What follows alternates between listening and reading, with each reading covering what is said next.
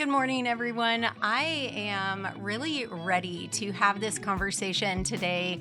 My guest today is Becca Romero, and she's the founder of Little Life Nutrition. She focuses on addressing infertility specifically through personalized, which you guys all know, I think we all should be doing, personalized dietary and lifestyle solutions for women who are hoping to get pregnant. So join me as we chat about diet, lifestyle, and fertility.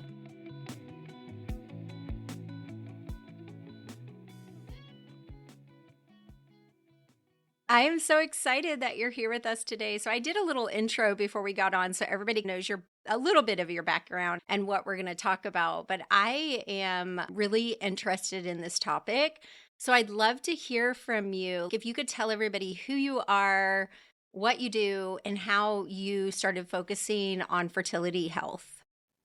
Absolutely. My name is Becca Romero. I own the online nutrition practice Little Life Nutrition, and I help women who want to get pregnant or maybe struggling to get pregnant improve their lifestyle and their diet to help improve their fertility. And I also focus a lot on helping women understand their menstrual cycles for fertility. I think that's a really important area as well.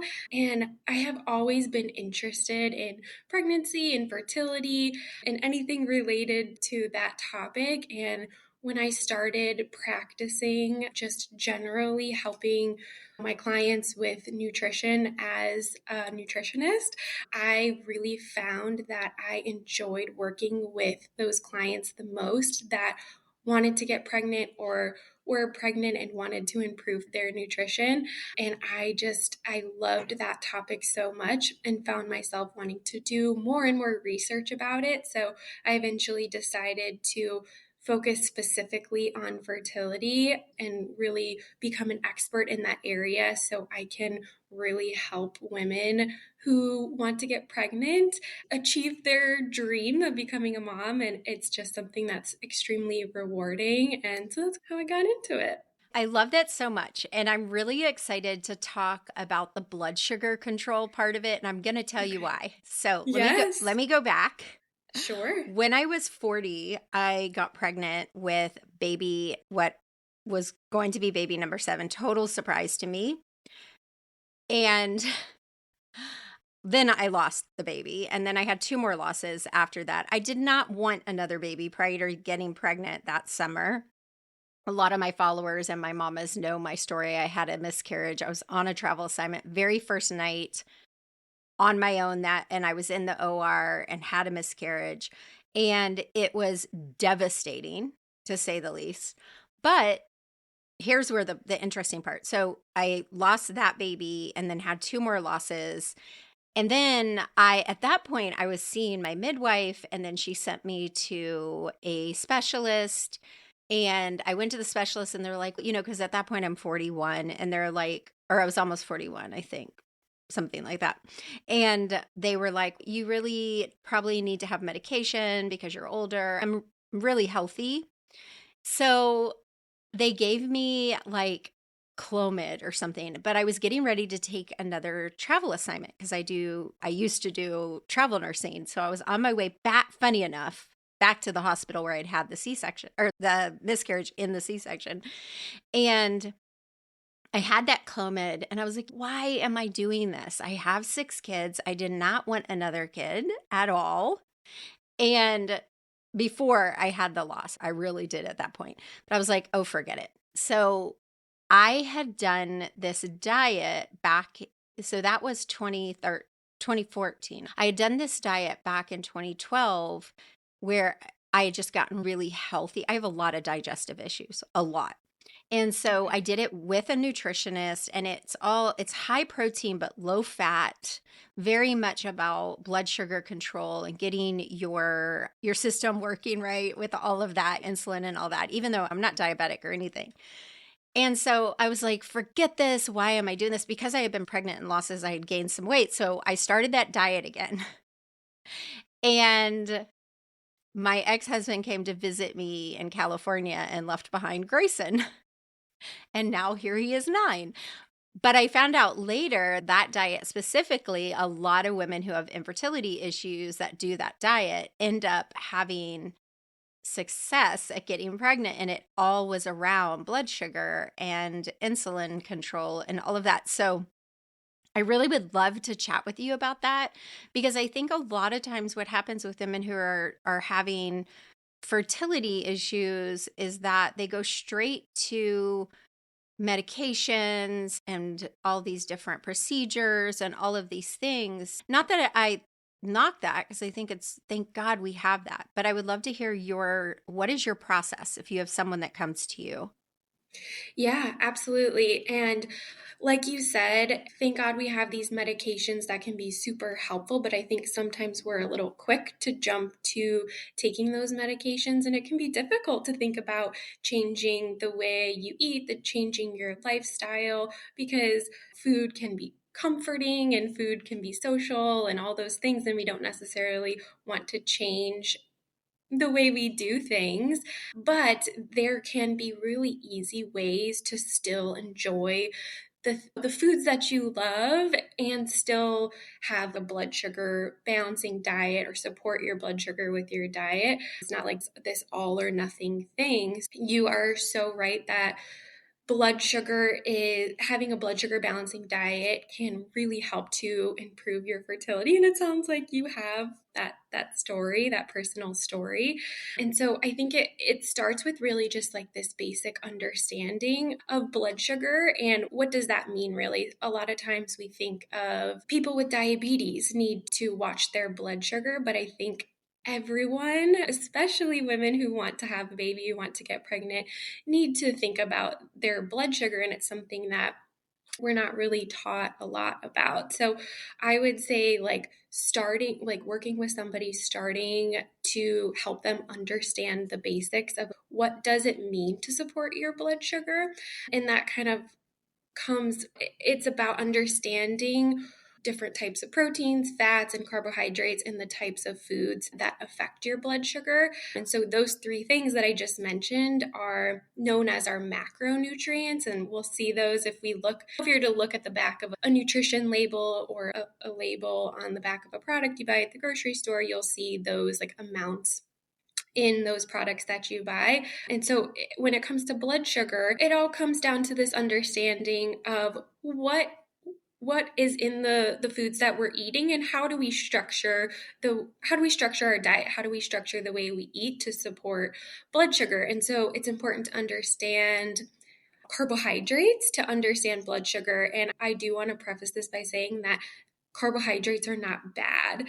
There are certain carbohydrates that are better for you than others. But when it comes to blood sugar, we do need to understand carbohydrates. And carbohydrates tend to be those foods that are really like those craveable foods, right? We're talking about desserts and sweets and Yummy crackers. things. Yeah, crackers, cookies, all the yummy things. Yeah. And those are the things that we crave maybe more than chicken and broccoli or something Yeah. along those lines. It all comes down to understanding how we can structure our diet to help to support that blood sugar, and being mindful around carbohydrate consumption. It's interesting that you said that, because the diet I did, and I don't want, like, it 100% works. And I did it with a nutritionist. So it's very expensive, but it's called Ideal Protein. I don't know if you've heard of it before. But once you get to your goal weight, they monitor you every week to make sure you're not losing any muscle or that you're hydrated and all those things. But anyway, once you get to your goal weight, then you go to the next level and they teach you how to combine carbs and proteins and fats. And it's not like you can't eat anything, but it is the healthy things, the healthy fats, the healthy carbs. Now, I am notoriously, like, my issue notoriously is not eating. Which is just as bad as eating too much. And so that has been my battle my whole life. Like, my husband and I are polar opposites. When he gets stressed or he gets bored or whatever, he's a snacker. when I'm stressed, when I'm overworking or whatever, there have been times where I'm like, when is the last time I ate? So I think a part of why that diet was so good for me is I'm very type A, and if I have structure, I will eat. But if I have to think about it or put a lot of planning into it, I'm like, forget it. So I love that you're talking about it's not a lot of people think if and myself included, I tend to go into the no carb camp. So I love that you're saying that because there's some really amazing ways that you can eat when you're eating healthy. I learned that a lot in Ideal Protein to really think outside of the box with vegetables and fruits. So that was good for me. I learned a lot, but I'm not going to sit here and try to say that I am good at eating healthy because I am not at all. Absolutely. It's a lifelong journey. And I love that you bring up like the difference between you and your husband. And I think a lot of people can relate to one of those two things where when you're stressed, maybe you overindulge, or when you're stressed, you don't think about food. And both of those things can actually impact your blood sugar. So going long periods of time without eating can cause low blood sugar and fatigue and other low blood sugar symptoms, and then sometimes that can lead to overeating later on if you've restricted for too long. And then let's say you're stressed and then you get to the end of the day and you're like, okay, now all I want to eat is like something sweet, or you overeat because your hunger signals are altered because of the way that or like where your blood sugar is at that moment. And then on the other end of that spectrum, if you're stressed, you can overeat too. And maybe you're overeating some of those more craveable foods that we're talking about, like the cookies and the crackers and the desserts and the breads and things of that nature. So there's like those two ends of the spectrum, and it's all about finding that balance and learning these things so you can start to implement them in your life. And no one's perfect. We're not going to be able to do it 100% of the time, but having that knowledge is really powerful. Yeah, I think that is too. Like knowing that there's a healthy balance and figuring out what that is for you. And it's interesting. I need to actually do it the right way, but I ordered this thing called Levels. I don't know if you've heard of it. Yes, I would love to hear your thoughts on that. And for those of you absolutely. guys linking or listening, I can put it in the show notes. I'm not an expert on it. I just ordered it, but I'd love for you to explain because I'm a little hazy on it myself. But I did watch my blood sugar for about a week or 2 weeks. I think I wore it for 2 weeks. So the funny thing is that I have always thought I knew what it felt like when my sugar went down and when my blood sugar went down. So I was wearing the Levels, and when I started feeling that, I realized I was actually feeling it go up. Not high, but high for me. And I was like, wow. Yeah. All these years I have said, "Oh my god, my blood sugar is dropping." And it was the Mm-hmm. opposite. I was real as a nurse, I was really shocked. Absolutely. And that's what's so wonderful about having these tools, that we can get these tools and understand truly what's going on inside of our bodies. And that's what's so great about this technology that we have now. We can really collect that data and understand what's going on in your body, and you can use that tool to understand, like, yeah, while I'm not wearing this is a good tool to have. I'm probably not going to be wearing a blood sugar monitor 24/7 for the rest of my life, which is what Levels is. For those listening, it's a blood sugar monitor that constantly monitors your blood sugar 24/7. You wear it for about 14 days, and you can get the data directly to your phone, and you can look at what your blood sugar is at any moment. And so that's really wonderful that you can connect like those maybe like symptoms or feelings that you have to what's going on with your blood sugar, and the way that you're eating and how that, and exercising and all that, and how that impacts your body, your mood, your hunger levels, and your just overall health, because our blood sugar is really connected to our health in many ways. Do you ever recommend any tools like that for Mhm. your clients? Absolutely. Yes, that is actually a tool I use fairly often with my clients. And I will say, especially with women who have PCOS, which Hmm. is polycystic Which I ovarian do. syndrome. Oh, you Yeah, do? I do. Okay. Yeah. Okay. And so it's especially useful for women who have polycystic ovarian syndrome because though that population of women does tend to have a, a harder time with blood sugar control. Typically, they'll have higher levels of insulin and just have a harder time in general with carbohydrates affecting their blood sugar. And so it's a really great tool for a lot of people, but I would say very specifically with women with PCOS, it's a very wonderful tool to see like what types of meals work for them, what types of meals don't work for them, and how to keep that blood sugar under control. And that's especially important if the women the woman has a higher blood sugar level and that's something that's affecting their ability to get pregnant, and understanding and seeing that data in real time and understanding like when I eat this isn't great and it's affecting my blood sugar, and when I eat this way it affects me in a positive way, and I'm able to over time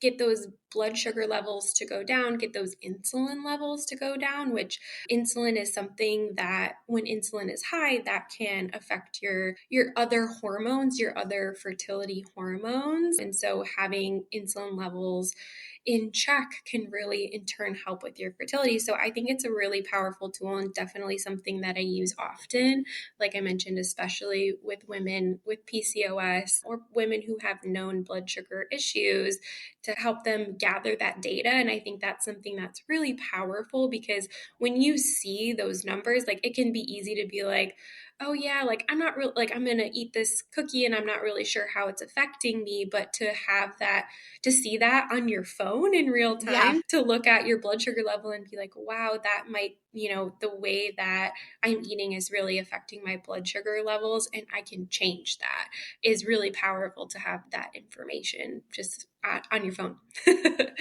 When you're going through any type of infertility issues, speaking for myself, when I was trying to get pregnant with Grayson, you feel so out of control. So that is a really good point that this is something you can control because there's a lot of it you can't. There's a lot of things that are involved that you can't. So I love that you said that like they can have a sense of control with that because you can see, okay, I can make this choice or I can make this choice, whichever that is.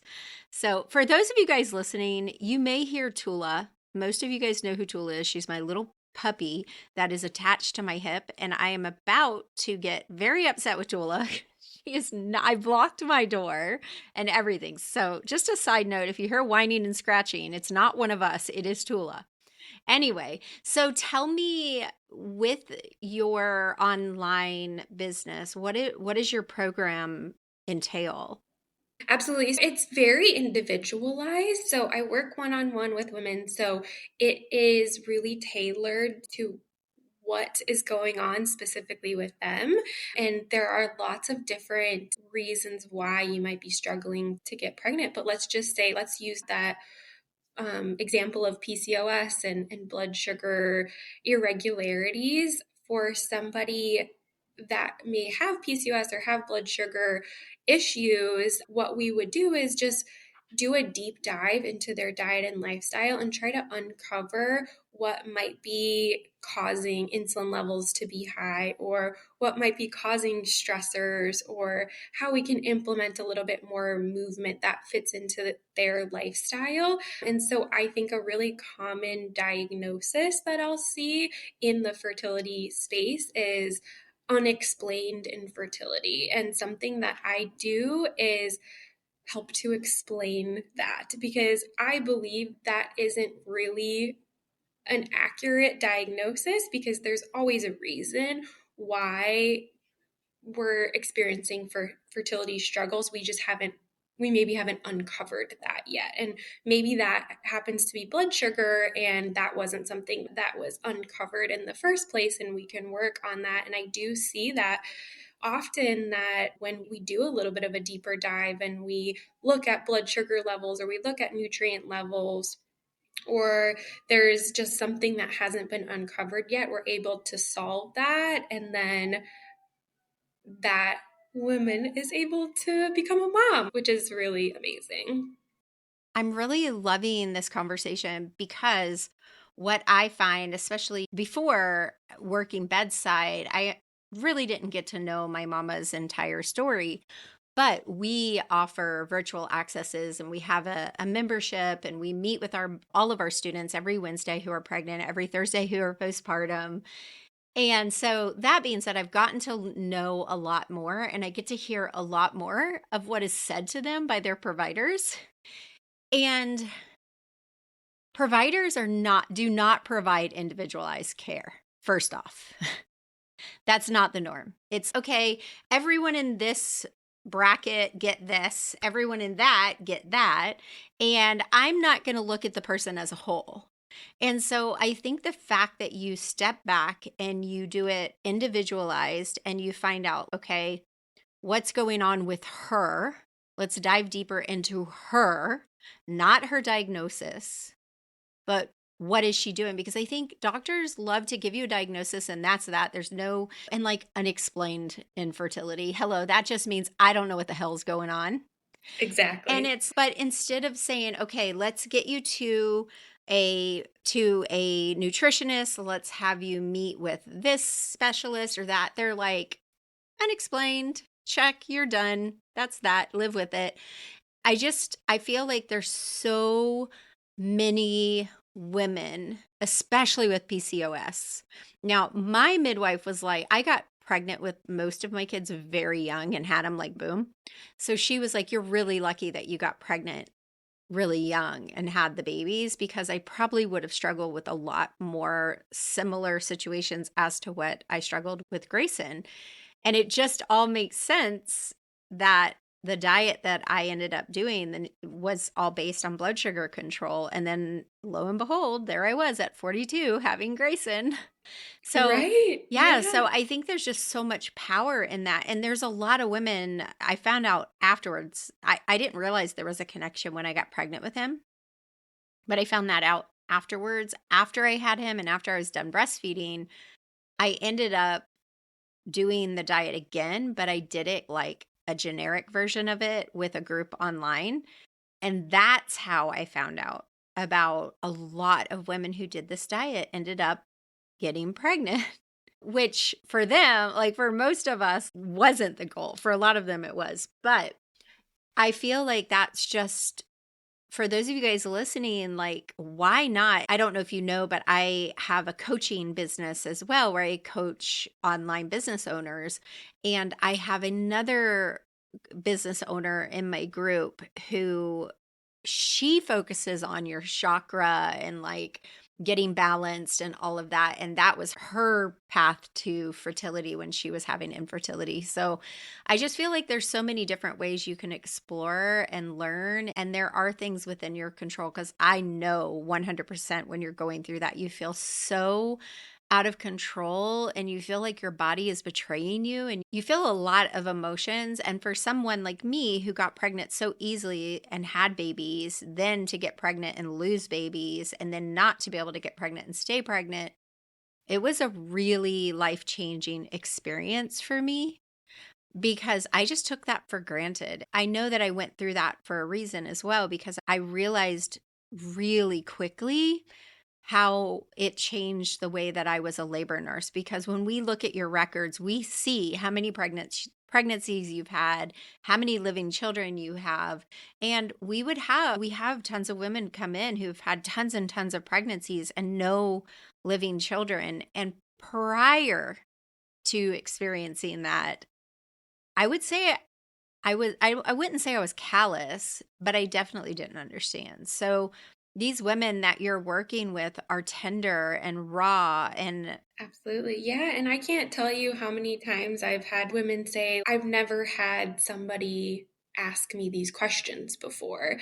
And you need that time to be able to understand what's going on and like how many losses they've had and all of that. And their deep dive into their history. And I think there's just, there are lots of wonderful doctors out there that maybe just don't have the time to spend with the women and understand what's really going to be helpful for them. And like you said, this can be a really stressful experience and you can feel really out of control. And so to have a provider that's going to really be there for you and listen to you and help you through those like stresses that come along with the experience, it can be really powerful to feel heard when it comes to your fertility journey. Yeah, because it's a tough journey. I remember I actually had to do a ton of research myself, and I brought it to my OB and my midwife. And I was like, "Can you do this and can you do that?" And I remember the day that I they did all these outside the box labs for me. And I ended up finding out I also had I call it the MFR, the MTHFR. Yes. I also had that. I had a clotting factor 5 lead in. It was like, how did I get pregnant and have so many babies? Like, I've got PCOS, I've got all these things. But the only reason I found that is because I asked my doctor to do all these labs, and I used to have a picture. I have no idea what happened to it, but they took 40 tubes at once. Yeah, it was. And I know those of you listening who have experienced infertility, you know exactly what I'm talking about. It was so much blood. It's just a really tough experience. And if you are not someone who knows how to advocate for yourself, it can be even harder, which I don't really have that problem.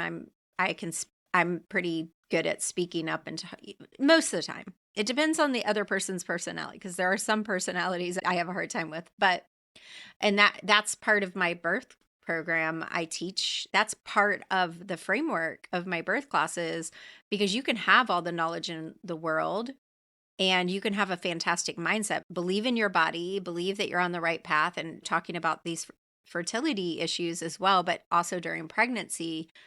But if you do not have the boldness to speak up and say, wait a minute, or give me more information, or no, then it's a framework that has to work together in your healthcare journey, whether before you get pregnant, during pregnancy, and through motherhood, because there are times where your child needs you to be bold and speak up. And I just taught this last night in my fearless birth experience. So I get so fired up about this topic because, in general, we've been taught that doctors are all knowing, these gods who know everything. And if they're saying it, it must be so. But the truth of the matter, especially when it comes to women's health and pregnancy and birth, is that they're taught to deal with the sick side. They're taught to deal with the medical side. And we are whole beings, and it's not just one little cookie cutter thing. And I love that you're helping them take some control. And I hope that these doctors that have seen these women not being able to get pregnant perk up and think, what is going on? Like, what is happening? And ask some questions and add some holistic crap to their treatment plans because it's so truthfully, the way we eat is so unhealthy. The things we add into our body are so processed and so unhealthy that, of course, that lends to the infertility issues. Like, of course it does. So, Absolutely. Yes. And I think that's such an important conversation. And I would to advocate for yourself, right? And I know you talk a lot about that. And don't be afraid to advocate for yourself. And I would challenge anybody who's been given that diagnosis of unexplained infertility to not accept that and do some research, do some digging, and try to find out what's going on. And a lot of times doctors don't necessarily look into nutrition related things or lifestyle related things. And those can be major factors. And your fertility doctors or your OBGYNs might not be extremely educated on these topics. And they're very good, like you said, at doing sick care. They're very good at doing surgeries and birthing babies and all those wonderful things, but they might be overlooking the nutrition piece, the lifestyle piece. And that can be hard to, like we were talking about earlier, it can be hard to make those changes, but it can be worth it. yeah, I agree. I wish that. Oh, okay. So, on the flip side, if she has GDM or when she's pregnant or hypertension or whatever, they will look at the lifestyle. But it really is only what affects them and what they need to treat or deal with. Mm-hmm. Anyway, that's a whole nother podcast we could talk about. But Absolutely. I love that you're doing this. And can you share with my listeners where they could find you? And I'll link to some of the information and just a little bit about what you offer for them. I know you said one-on-one, but how does that work? Yeah, absolutely. So I offer one-on-one counseling. So I offer packages where we work together one-on-one for a minimum of 4 months, because that is the amount of time that it takes to help make a positive impact on your egg quality and see those changes through with your nutrition and lifestyle. That can, when you make those changes, it takes that amount of time to make that positive impact, to really start to see those to see a positive pregnancy test. And so I work one-on-one with women. And so what I offer is a free 30-minute consultation call to see if we're a good fit to work together. And if that works, then we move forward with working together for that minimum of 4 months. And we do a deep dive on your diet, lifestyle, your medical history, all that. And we'll uncover things that are making it challenging for you to get pregnant. And so that's what I offer as far as packages go. And my website is littlelifenutrition.com. And I have a free fertility nutrition guide on my website that you can download there. And my Instagram is just at Little Life Nutrition. I love that. And I love that name. I was looking at it before and I'm like, it's Thank such a you. cute little name. And it represents what they're hoping for, which I love. Exactly. Yeah. Exactly. Thank you so much for coming today. I usually tell my guests before we get on, I usually try to keep these less than 45 minutes because I know y'all and you cannot listen longer. You drop off. So we love that you are doing what you're doing. It's so important. It's so impactful. And that's really what matters because it is life-changing for these mamas. I hope you're keeping a little booklet or something of your mamas who've had success. That's really awesome. That's a great idea. Yeah. Yeah. I definitely do something Yeah. along those lines. But thank you so much for having me. And this was a really great conversation. And when you start having your babies, you'll have to come back and hang out with me. Absolutely. I would love that. Thank you guys for listening. Have a wonderful day, Becca. I hope you enjoyed this episode of The Birth Experience with Labor Nurse Mama, where we broke down how related your dietary and lifestyle choices are with fertility. What an interesting conversation. Thank you for hanging out with me. As always, I'll see you again next Friday. But before you head off, hit subscribe and leave us a review. We'll see you again next Friday. Bye for now.